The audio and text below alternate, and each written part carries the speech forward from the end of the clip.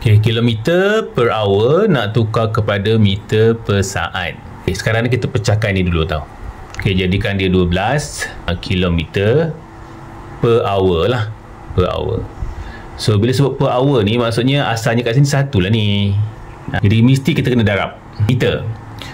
Jadi, oleh itu, bila kilometer nak buang, kita buatlah kilometer ni kilometer kat atas kan. Kita letak kilometer kat bawah ni. Tujuannya supaya nanti nak potong senang. Jadi, kilometer pasangan dia mestilah dengan meter. Sebab kita nak tukar pada meter, faham tak? Kita kena ingat bahawa 1 kilometer bersamaan dengan 1000 meter. Settle pasal kilometer.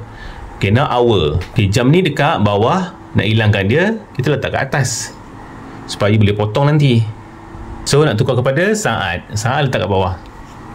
Ok. Dan 1 jam bersamaan dengan 3,600 saat. Kilometer dengan kilometer boleh potong.